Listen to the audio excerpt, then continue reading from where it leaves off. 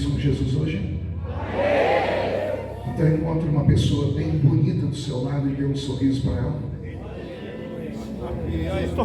Ficou difícil? Se não tiver ninguém bonito aí, é só olhar aqui para cima, tá bom? Mas não é para mim não, é só olhar para o secretário aqui, né? Secretário Alex tem corpo de modelo, cara de modelo, barba de modelo. E alguns aqui no público são modelos, a gente só não sabe do que. Abra sua Bíblia comigo, no livro de Atos dos Apóstolos. Atos capítulo de número 3.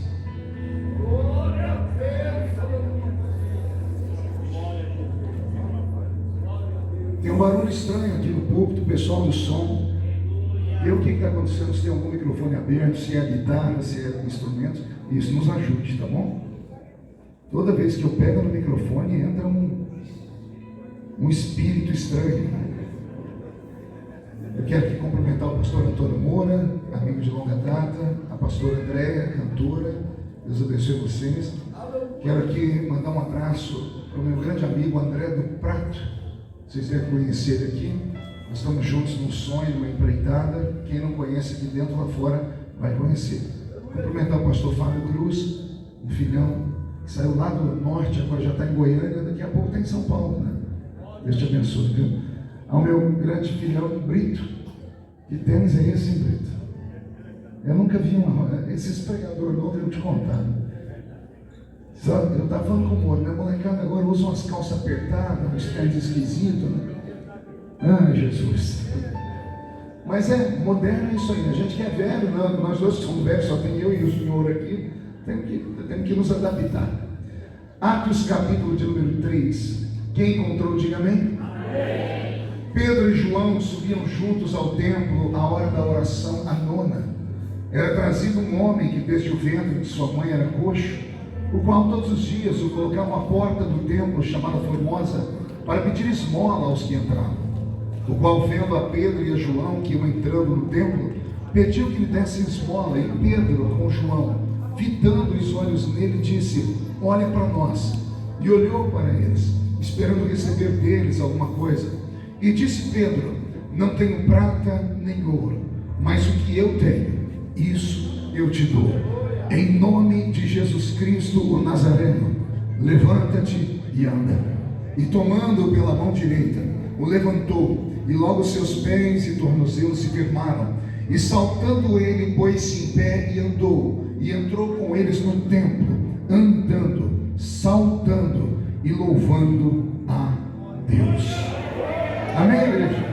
Fecha a Bíblia, coloque no banco, na cadeira, e pegue na mão da pessoa mais perfumada do seu lado. Eu tentei bonito, não deu certo. Perfumado deve ter alguém. Isso, aperte a mão dessa criatura com carinho até ela falar aleluia. Pentecostal que não faz barulho, está com defeito de fabricação, não é? Vamos orar? Senhor, nós te exaltamos mais uma vez. E nós, porque antes que eu comece a revelar os seus segredos, eu quero lhe fazer dois pedidos. O primeiro é que o Senhor cerque este lugar com a sua glória, e que num raio de 5 quilômetros, onde houver um demônio alojado, eu dou a esses demônios segundos para sumirem aqui de Suzano, porque se não sumirem, serão queimados pelo poder da sua glória, que aqui será derramada. E o segundo pedido, Deus, é que nesta noite, ou o céu desça aqui em Suzano, ou o Senhor leve Suzano até o céu, mas não nos deixe sozinhos neste lugar. Fala conosco, fica conosco, é o que eu te peço agora e sempre. E toda a igreja diz: amém. Os que podem, tomem seu assento, aplaudindo a Jesus, porque Ele é bom, porque Ele é maravilhoso. Quero cumprimentar aqui também meu amigo Sullivan, que me deu um presente aqui. Obrigado, viu? Ele me deu uma foto aqui. Essa foto tem 22 anos. Eu olho para ela e digo: como Deus foi bom comigo. Tem pessoas que o tempo deixa ela feia, né? Comigo, não que eu fiquei bonito, mas ela me deixou, o tempo me deixou menos feio. e fica em Boston, nos Estados Unidos da América. Aqui era o templo de Somerville, que ficava na Washington Street 85. Do you understand me, man? Estou falando com ele em inglês, ele nem responde. Quer nem falar comigo mais, mas não tem problema, né? Graças a Deus. Queridos, eu vou pedir aqui para que os irmãos desliguem o som do celular. Tem um que já tocou aqui em cima umas 3 vezes. E é um barulho esquisito, né? Então, se os irmãos puderem desligar o barulho do celular, eu agradeço. E vou fazer mais um pedido. O espaço está bem tomado, nós estamos aqui na presença de Deus, mas tem muita gente andando aqui dentro. Tem muita gente batendo papo, passeando, conversando. E aqui não é lugar disso. Então, se os irmãos puderem encontrar um lugarzinho para sentar, eu vou agradecer muito, tá? Se não quiserem ficar aqui dentro, não tem problema nenhum, é só ir ali fora, né? Lá fora tem churrasquinho de gato, tem guaraná, tem Coca-Cola. Agora, se ficar aqui dentro, venha adorar a Deus comigo, tá bom? Vou pedir para que os diáconos, onde estão os diáconos do serviço? Cadê os diáconos obreiros? Vocês podem me ajudar? Se vocês verem pessoas batendo papo, conversando, cheguem nelas, por favor, tá? Me ajude a trazer a adoração e a atenção somente ao Deus que fez os céus e a terra. Eu espero que ninguém entre aqui naquele banheiro enquanto eu estiver pregando, a não ser que seja uma diarreia, daquela que não tem Imosec que resolva. Tá? Se a gente ver você entrando ali dentro, todo mundo vai saber que foi uma diarreia. Então, se for diarreia, pode sair correndo. Mas fora diarreia, não entra ali dentro, não. Tente entrar comigo no Santo dos Santos nessa noite. Eu cheguei aqui, pastor Moura, achei tão estranho, esse congresso já foi tão barulhento, tão cheio do Espírito Santo. Eu cheguei, os cantores cantando, o povo andando, o povo disperso.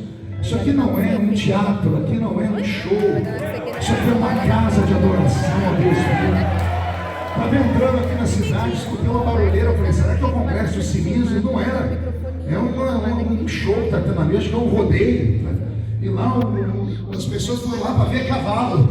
E aqui só tem ovelhas nesse lugar, né? O Espírito do Senhor está sobre nós. Então, por favor, me ajude a transformar esse lugar numa casa de adoração. Olha como nós estamos ruins para adorar. Nós ouvimos um testemunho aqui de uma cura de câncer. Vou repetir. Eu ouvi um testemunho de cura de câncer. E do jeito que a pessoa falou, nós ficamos assim olhando, como se não fosse mais nada. Esse corpo está ao redor do nome dele. Posso ouvir mais a glória a Deus da igreja? Quando a gente fala isso, os irmãos falam, não, pastor, o senhor não é ruim, não. Aí os irmãos vêm e falam, nem não, está tudo errado. Mas vamos lá, pastor Roberto, te ajuda. O texto que eu li nessa noite é um texto simples. Quem nunca que ouviu alguém pregar sobre o paralítico da porta do templo? Desde criança eu escuto essa pregação. Lembro do velho presbítero Olainde Gomes, muito simples, falando sobre isso aqui. Eu era garoto ainda. E aí alguém pode até ter ficado frustrado porque veio para um congresso de missões, um congresso de peso. Aí o pastor Moura anuncia um tanto de pregador, não sei como é que coube dentro do cartaz. Tinha ali pelo menos uns 78 pregadores. Haja cachê para você abençoar todo mundo que vem nesse lugar aqui, né?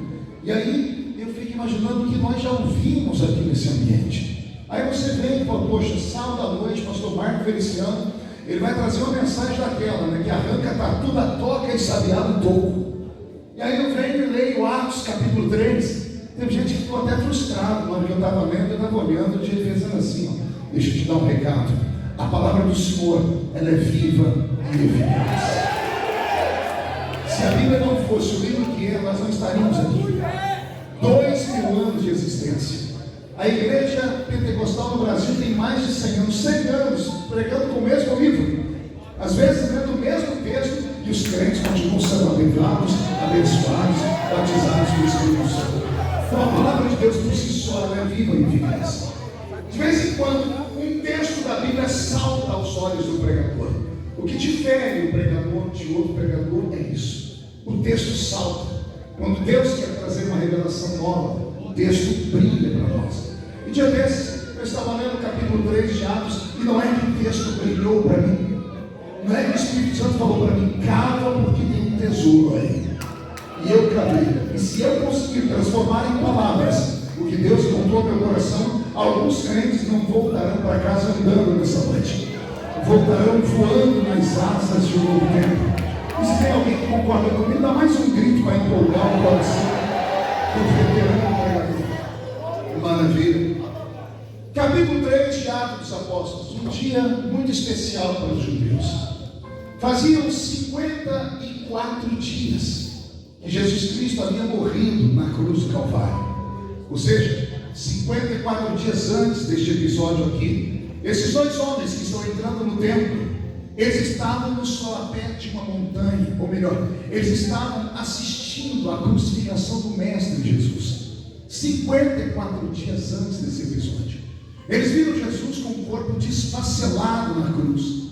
Eles viram o corpo do meu Salvador ser dilacerado por um chicote chamado azorrague, cheio de tiras, na ponta das tiras, osso de carneiro e limalha de ferro, simplesmente para destruir o corpo dos judeus. Não sei se os irmãos sabiam, o chicote azorrague foi criado só para espancar judeus. Roma sempre espancava os seus inimigos, mas os judeus, depois que Jesus os trouxe lá da terra de Babilônia e os curou do maior pecado que eles tinham, que era a idolatria, os judeus nunca mais se curvaram diante de ninguém, a não ser diante do grande Deus que fez os céus e a terra. E então, quando os judeus eram presos pelos romanos, os romanos batiam nos judeus, esperando que os judeus se curvassem, e o judeu não se curvava. Então os romanos, que eram mestres em criar métodos de tortura, inventaram o azorrague, um chicote que às vezes tinha 7 tiras de couro e às vezes 12 tiras de couro, dependendo do nível de erro que a pessoa havia cometido. Então, quando a pessoa tomava uma chibatada, não era uma valia 7, ou às vezes valiam 12. E eles esperavam, e faziam isso de propósito, esperando a 10ª chibatada. Pergunte por quê? Porque depois de 10 chibatadas, que valeriam aí por 70 ou por 100, porque cada vez que batiam eram 7 tiras de couro ou 12 tiras de couro, na 10ª chibatada não havia corpo humano que suportasse. E ali o judeu que estava aqui ereto com vigor perdia as forças, sua perna tombava, e quando ele tombava, a 10ª chibatada, o judeu, o romano que estava batendo na pessoa que estava sendo torturada, ele não dava uma chibatada em cima ou embaixo, ele batia no mesmo lugar. Era 40 vezes menos uma, 39 chibatadas no mesmo lugar, até abrir o corpo da pessoa e os ossos aparecerem. Mas a 10ª chibatada, como o corpo do judeu não aguentava e ele tombava, a 10ª chibatada não ia nas costas, ela pegava no pescoço, pegava no rosto, pegava nos olhos, nos supercílios. Nesse momento, o judeu não aguentava e gritava de dor. E aí os romanos entravam em erupção, sentiam prazer naquela tortura. Então foi neste episódio que os discípulos assistiram Jesus 54 dias antes. 54 dias antes, esse Pedro, que vai ser o protagonista da minha história, ele negou Jesus por 3 vezes na noite em que Jesus foi traído. Faltou em Pedro a coragem, a audácia, que sempre lhe sobrou quando Jesus estava fazendo milagre. Sobrou audácia para Pedro ao se jogar em cima do mar e andar. Sobrou audácia a Pedro ele negar os pés para que Jesus não lavasse. Sobrou audácia a... Eles eram acostumados a ir naquele templo todos os anos, porque todos os anos tinha lá em Israel a festa do Pentecoste, a festa da Páscoa, e logo depois da festa da Páscoa e do Pentecoste eles iam cultuar a Deus no santuário. E era natural que eles fossem e sempre sentassem no mesmo lugar, porque era todos os anos que eles faziam isso, não era só aquele ano, a festa era anual. Então Pedro e João, como eram sócios de uma embarcação de pesca, eles eram acostumados a ir sacrificar a Deus juntos, porque eles pegavam os frutos daquilo, da sua pescaria, convertiam em dinheiro e levavam a oferta no santuário exatamente nesse dia. Então eles eram acostumados a entrar no templo por aquela porta, e aquela porta tinha um nome, chamava-se Formosa. Qual era o nome da porta? Formosa. Haviam várias portas ali, mas Pedro e João sempre entravam por aquela porta, porque ali perto tinha um lugar onde eles eram acostumados a sentar. Aí Pedro e João vão fazer a mesma coisa que eles fizeram ano passado, o ano retrasado, outros anos atrás. Vão entrar pela mesma porta só para levar lá um sacrifício ou para adorar a Deus, irmãos, que ele era muito conhecido em todo Israel. paralítico cego na Bíblia, muito famoso, o nome dele é Bartimeu. Qual o nome dele? Vocês lembram que quando Jesus chamou Bartimeu, a Bíblia diz que ele ficou em pé, pegou uma capa que estava no ombro dele e fez o quê? Jogou para onde? Jogou fora. Ele ficou doido? Ele tinha roupa sobrando? Será que estava frio e esquentou porque Jesus chamou ele e jogou a capa fora? Não. Aquela capa era o alvará. Era o símbolo que a prefeitura havia dado a ele para que ele pudesse pedir esmolas. Mas olha que cego que enxergava mais que os outros. Quando ele ouviu falar que Jesus chamou ele, ele ficou em pé, pegou a capa e jogou fora. Era a maneira dele falar assim: não preciso mais do auxílio emergencial. Pegou aí, não preciso mais da Casa Verde e Amarela. Não preciso mais de esmola. Não preciso mais do apoio da prefeitura. Porque agora o dono do mundo mandou me chamar. E se ele mandou me chamar é porque um milagre vai acontecer. Esse paralítico que está sentado na porta do templo chamada Formosa, ele era conhecido de todos, porque nas outras portas tinham outros paralíticos pedindo, tinham outros cegos pedindo, tinham outros leprosos que ficavam com a plaquinha aqui escrita imundo para que ninguém chegasse perto deles, jogavam dinheiro a certa distância. E Pedro e João já conheciam aquele paralítico também. Amém até aqui? Aí Pedro vai chegando perto do paralítico.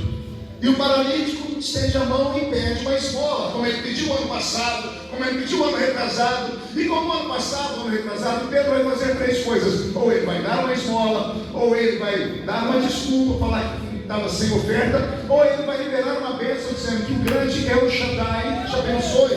Amém e amém. E depois disso, Pedro vai entrar para o templo. Era isso que tinha que acontecer.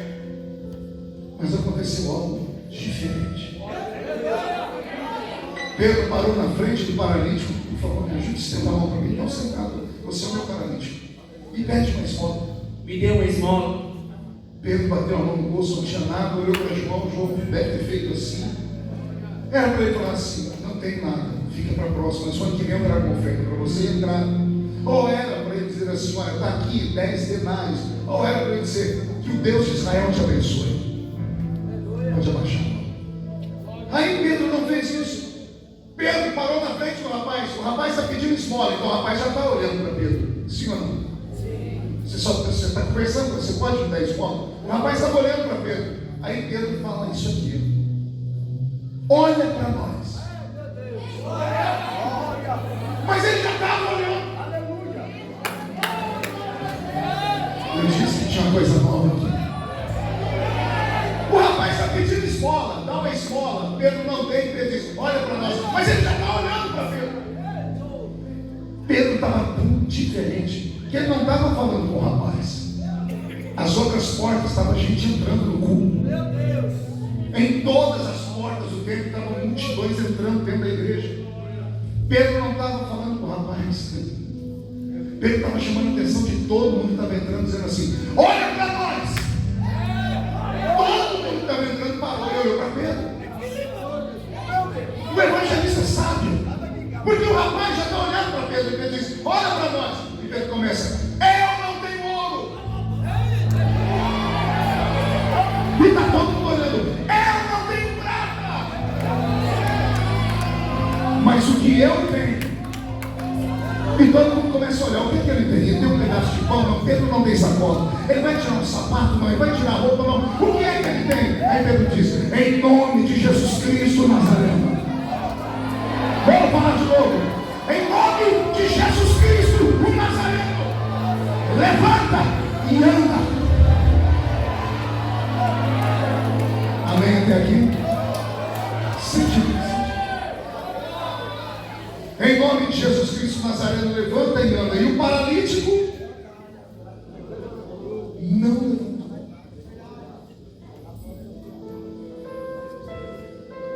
O paralítico não se moveu. O paralítico não saltou.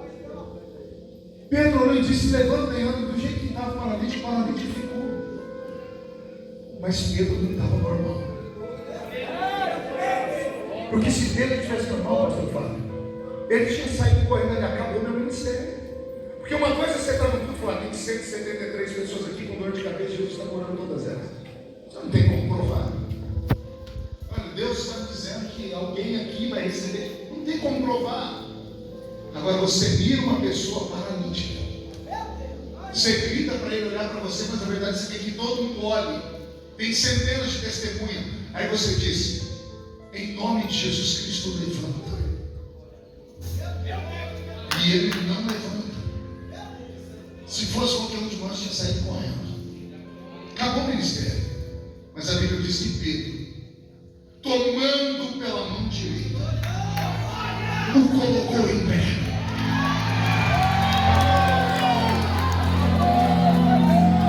Você entendeu ou não? Pedro estava virado no giraia. Pedro não estava normal. E eu estou com meu corpo todo arrepiado. Porque Jesus veio falando comigo dentro do carro. O que eu fiz com Pedro, eu quero fazer nos cílios. O que eu fiz na vida do covarde Pedro, quero fazer na vida dos obreiros que vieram para esta festa, dos crentes que vieram para esta festa. Chega de pregar o evangelho só de fala.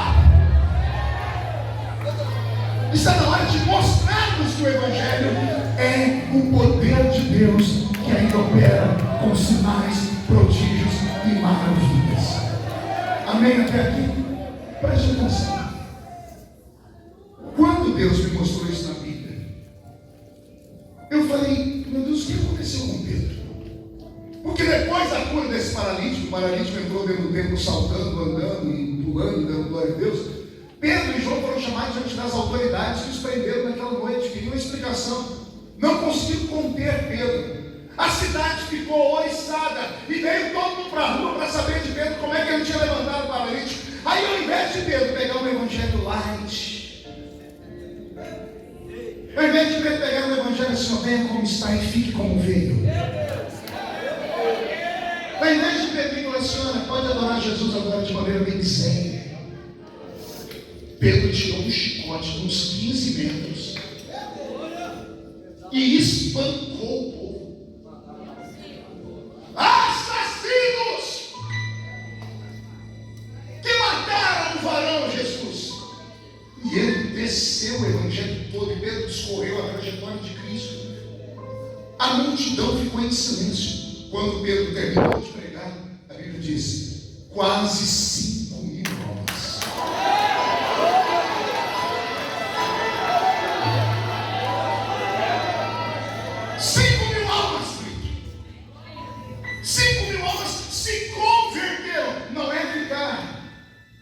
Amigos do Evangelho, não é simpatizantes da fé, não é aquelas pessoas que nos visitam, saem do culto e vai para qualquer outro tipo de lugar. Aí eu gosto de que a mensagem fala no meu coraçãozinho. Não! A Bíblia diz que eles se converteram. Conversão é mudança de vida, é mudança de rumo, é mudança de atitude, é mudança de conceito, é mudança de valor, é mudança de religião, é mudança de história. Uma única pregação, 5.000 almas. Eu li isso, eu falei: Senhor, o que aconteceu? O Senhor disse: volta no tempo e mapeia o trajeto do que aconteceu nesses 54 dias. Daí eu desliga, pensa no celular, meu irmão, em nome de Jesus. Olha o que aconteceu 54 dias antes. Depois que Jesus morreu e Pedro entrou em depressão profunda, ele achou que o sonho dele, a história dele tinha acabado. Mas quando Jesus ressuscita, os 2 anjos que foram à tumba e gritaram para as mulheres: por que procurais entre os mortos aquele que vive? Ele não está aqui, ele já ressuscitou. Deixaram um recado particular para Pedro. E vocês sabem disso. Dos 4 evangelhos, um deles foi ditado pela boca do apóstolo São Pedro, que é o evangelho de Marcos. João Marcos nunca foi discípulo de Jesus, foi discípulo de Paulo. Paulo mandou ele embora. Aí, como Pedro e Paulo tinham uma rixa, tudo que Paulo fazia, Paulo fazia errado, Pedro ia lá e tentava desfazer para mostrar que ele era o cara. E aí Paulo mandou João Marcos embora, dizendo: esse moço não presta para andar comigo. Aí Pedro foi lá e adotou João Marcos. E João Marcos se tornou discípulo de Pedro. Aí Paulo, quando está para morrer, ele manda um recado, né, lá para Timóteo: Timóteo, quando vier me visitar nesse inverno, traga a minha capa que ficou em Troas e traga para mim João Marcos, porque hoje eu vejo que ele se tornou um grande homem de Deus. E ele se tornou porque teve Pedro como referência. Pedro está a 30 dias da sua morte. Ele chama João Marcos na prisão de Roma e diz: eu quero deixar um relato sobre a minha experiência com Jesus. João Marcos está do lado da frente da grade, Pedro atrás da grade, e João Marcos tem na mão papiro, nanquim e pena. E Pedro vai ditando as lembranças que ele tinha de Jesus, e João Marcos vai escrevendo. E sai o Evangelho de Marcos. Tem um versículo no Evangelho de Marcos que não tem em nenhum outro Evangelho. Capítulo 16, versículo de número 7. Marque aí, capítulo 16, versículo de número 7 do Evangelho de Marcos. Está escrito assim: que os anjos que vieram lá no dia da ressurreição falaram com as mulheres, ao término do diálogo disseram assim: avisem aos discípulos e a Pedro que eu vou me encontrar com ele lá na Galileia. Vou falar de novo: avise aos discípulos e a Pedro em particular. Detalhe, Pedro não era nem discípulo que Jesus mais amava. Jesus ressuscitou e não mandou recado para João, mandou para Pedro. Pergunte por quê? Quando as mulheres chegaram na casa, Pedro estava em depressão profunda num canto. Pedro tinha perdido toda a sua história, nem coragem de se matar como Judas teve, ele teve. Quando as mulheres chegaram, estivemos na tumba, a tumba está vazia. Jesus ressuscitou. Pedro deve ter tido uma crise de choro, de angústia, porque se ele ressuscitou, eu neguei o mestre, ele não presta para nada, ele não quer mais nada comigo. Aí as mulheres começaram a falar: mas os anjos mandaram um recado. Os anjos disseram: avise aos discípulos, o pacotão inteiro, mas para um fale no ouvido dele: avise a Pedro que a nossa história ainda não acabou. E quem viver a história. Deixa eu te perguntar, João: quem é o homem, quem é o pastor, quem é a convenção, quem é o quarto membro da Trindade? Quem é essa criatura que fica te ameaçando, dizendo: ou você faz o que eu mando, ou eu acabo com você? Quem é que pode matar aquele que Deus quer que viva? Quem é que pode desconsagrar aquele que foi consagrado por Deus? O que a terra dá, a terra toma, mas o que o céu dá, a terra não toma jamais. Não pode.